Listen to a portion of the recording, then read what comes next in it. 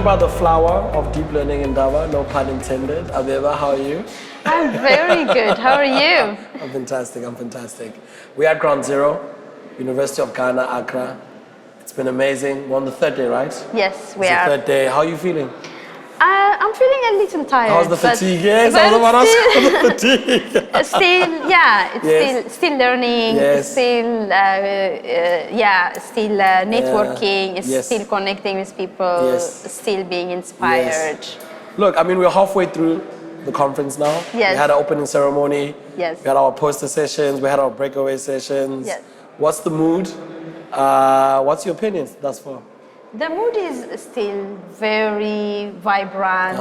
This is the place where, so many, I think close to 800 researchers, yes. AI researchers all across Africa, I think from 37 countries. 37 countries, yes. Yeah, you don't get other I think we're playing ourselves down. I think it's more than 37 countries. Yeah, because probably. when I do the head count, I think there's a lot more. I think. So everybody's excited, and the mood is, it's so inspiring, and it just shows you that African research, African AI, African machine learning is not only alive, it's also thriving. There is so much happening, so much exciting, excellent research with excellent, very high standard happening everywhere by African scholars. So the mood is extremely reflective of that excitement. 100%. I like the fundamentals. You're a researcher yourself. What is cognitive scientist? So I'm a cognitive scientist by training. So cognitive science is it's a field, or it's an approach to understand human cognition, human intelligence, human behavior, human action.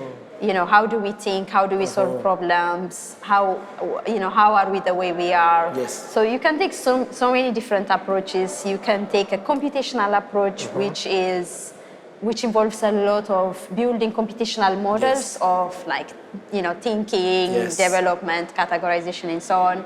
You can take a philosophical approach where you work with a lot of conceptual questions like what's consciousness, what's intelligence, what are emotions, and so on. You can take more of a neuroscience approach where you study the brain, where you look at the brain, you look at the neural connections, the synapses firing, and so on, to understand human behavior from by looking at the brain. So there are so many different approaches. My brand of cognitive science comes from a kind of a niche area in cognitive science called embodied cognitive science. Okay. So the idea is, the person doesn't end at the skin, and the brain doesn't end at the skull, thinking doesn't end at the skull, but rather, things you use, the tools you use, for example, your phone is an extension of your mind, an extension of your thinking. And you are not just you don't end at the skin, but rather what makes you is like your environment, your surrounding, your interaction with other people. Yes. So embodied cognitive science is the idea of incorporating all these contexts and backgrounds and histories into our understanding of what human cognition is, and that's what I specialized in. You just piqued my interest. So if you're saying we're not just within the bounds of our brain, they're extensions of us. The definition of intelligence, I mean, there's so many definitions of intelligence. Human intelligence, artificial intelligence, I mean, there's, so many things. What is the definition of intelligence? And maybe how has that matured over time? So you have asked the $1 million question. The question that has been asked for centuries. Yes. And unfortunately, there is no one clear answer. There's no definitive answer. There is no clear, not within cognitive science, not within artificial intelligence. These are questions that will continue to exist because there is no one clear definition or one clear understanding. Depending on what you want to focus on, depending on the purpose of your understanding, you will take different approaches and you will arrive at a variety of definitions and understandings. So it's a bit like, when I was early in my PhDs, I took this course on modeling, how to model a certain phenomena. And one of the things the professor said never left me. It stuck with me. So what is a model? So there is no one answer to definition of what that is. So it depends on what you want to model 100%. and what you want to do. 100%. For example, if you want to model, if you want to understand human anatomy, the best model is a pig, because pig anatomy is closest to the human anatomy. Yeah. If you want to, remember your grandma who is dead, or if you want to remember her at a funeral, your best model is a picture of her. Yes. It's the closest representation, of her. right? Yes. If you are a fashion designer, you want to build nice clothes, outfits. Your best model is like a dummy because it represents human body. So depending on what your objective is and what you want to get out, your answer depends on that.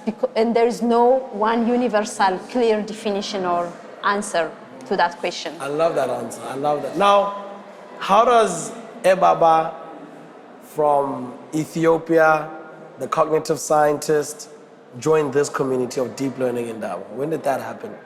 Yeah, so I have been kind of not very implicitly part of the community for a while, but I really delved into it this year, over the past year, because I was responsible for the Indaba, the Deep Learning Indaba Awards. Okay. So I was part of the committee. And that's a new feature of the Indaba, right? No, we had this happened. We had it back in 2019, 2018. Okay. But it was on hiatus. It was paused. Oh, it was paused. But this year, it's just the first time it comes back after the hiatus. Yeah, we brought it back. Got you. We brought it back. Yeah. Got So as part of the awards committee, yes. we write calls for to disseminate, for people to nominate themselves, or to self-nominate, or to nominate others, or to submit their work. When submissions come in, this is the selection process. Yes. When submissions come in, when self-nominations or nominations by other people come in, we sift through all the work that's been submitted, and we look at all the entries that satisfy the criteria, that meet the criteria. Then we select reviewers that are qualified. For example, we have 3 categories. We have the Kambule PhD Award. Doctoral Award. Yes. We have the Alele-Williams Masters Award. 100%. And we have the Maathai Impact Award. Impact Award. So for all these different categories, we select reviews that are qualified enough, that are also experts in that research area. So we send the entries to those reviewers. Every entry is reviewed by 2 or 3 reviewers, so that we get a fair assessment. We collect the reviewers back, the committee, and then do a meta review to kind of look at the validity of the reviewers. If they have followed the criteria we set when they are judging the work. After we perform the meta review, we make the final decision about who is the winner, who is the second place for all 3 categories.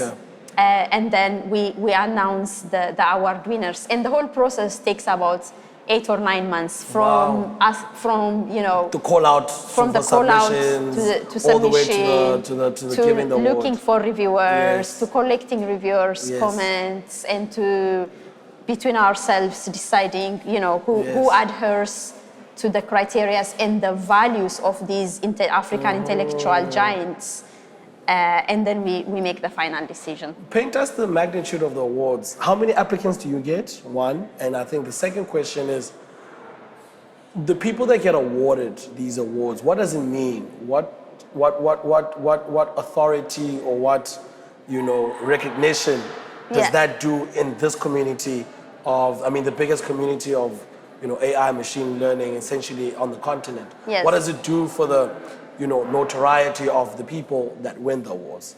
Yeah, so it's a very prestigious award. Okay. To be selected for this award is a very big deal. So that's why we have to be extremely transparent and extremely objective in the whole selection process, in the whole from disseminating the call for submissions and for nominations, all the way through how we pick the reviewers, all the way through how we set out the criteria for reviewing certain entries. That's why we have to be very careful because it's a very prestigious. And this year we got a number of submissions. For example, for each award, after we got a lot of submissions, but after we sifted through all entries all entries that came in, only under 30 of them were qualified to go through the next under assessment. the metrics, under the requirements. Yes. Okay. And those were the final ones that we sent for review and that were finally awarded. Yes. Yeah. Walk us through who are the winners of this year? Who are the special? I mean, one or two their profiles. Who are they? What do they do? What sort of work do they do within the AI community in Africa? Yeah. So today we announced the Alele-Williams Masters Award. And the runner-up, the person that received the second place award. By the way, the awards are for the winners. We sponsor, we pay for their flight accommodation and everything to come to Ghana. Yes. We will then send them to New Rips. It's the biggest AI conference. Oh, in the world. It's in the world. 100%. So we will send them. It happens in the US this year. We will send them there, covering everything, accommodation, flights, registration, and so on.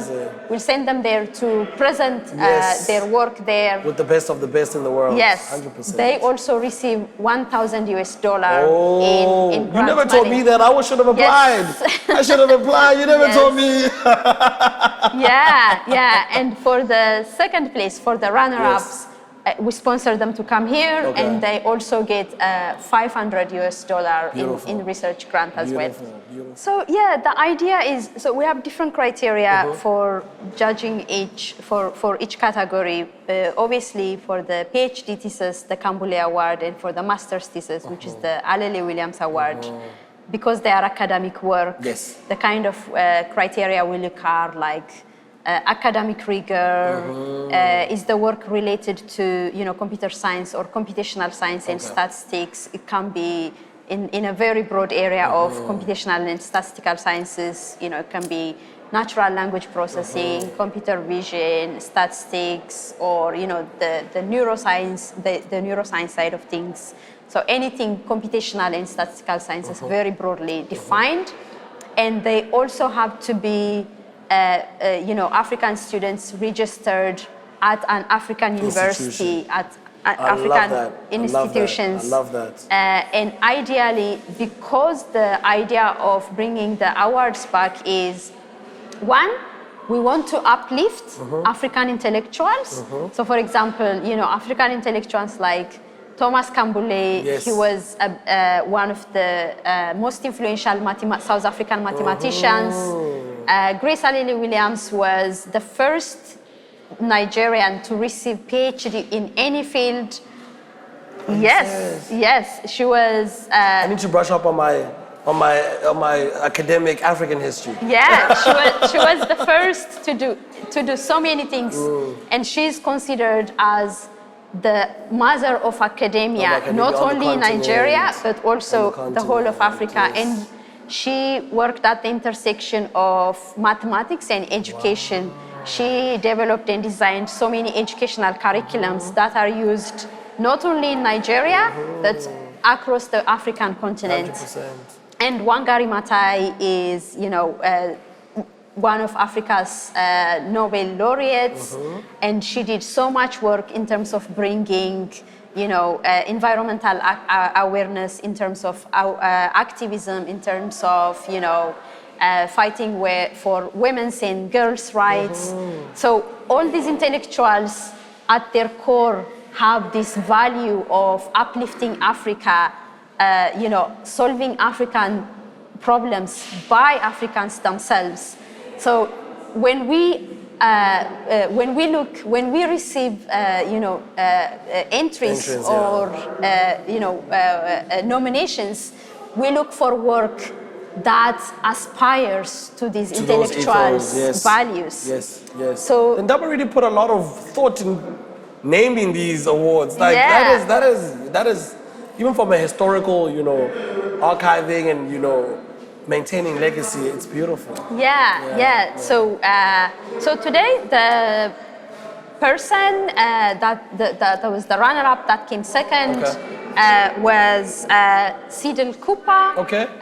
She worked on developing a novel computational approach to analyzing and understanding astronomical data that can be applied, that can be used for telescopes that are found across the African continent. And the winner is called Buaho Okote. So he worked in what we call natural language processing. Yes. So he developed methods to understanding and further developing a language called Setswana. That's a language mainly spoken in Botswana, but a lot of Southern African countries. So as you can tell, he's working on African problems. He's an African. He's a Botswanan himself, I think. So these are the work we want to recognize and uplift and reward. Beautiful. Abeba, this is amazing. I think celebrating and highlighting individuals that are really not only making an impact in this community, but on a global stage, I think is amazing. And actually even going further to then send them to a global event where they can go toe-to-toe with the best on the continent, I think it's amazing. I agree. Yeah. The Indaba is 7 years old this year. Yes. 3 years, we'll be going for a decade now. Yes, yeah. How does the Indaba look like when it hits 10 years old? I think it will be even bigger. It will still remain the biggest gathering for African AI machine learning researchers. 100%. And this is a gathering that really brings a lot of African researchers together.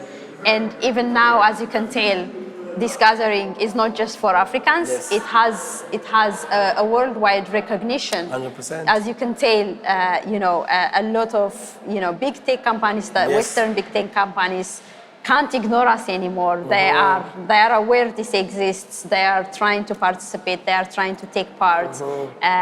And this conference establishes us as as communities that are doing high standard, rigorous research that is on a par to other international conferences. 100%. Abebe, when is the Indaba going to Ethiopia? Good question. I wish I knew that. I wish I had the answer. You tell me when you know. Thank you for joining us on iAfrikan.com. My pleasure. We're on Ground Zero. We're at the venue. It's buzzing. There's noises. There's a lot of activity. There's sessions. I think we're going to another session, Google session later on. So yeah, looking forward. We are literally halfway through. Yes. So I'm looking forward to the second half, the second leg of the conference. Me too. Thank you so much for having me. I've really enjoyed talking to you. Thank you. Thank you.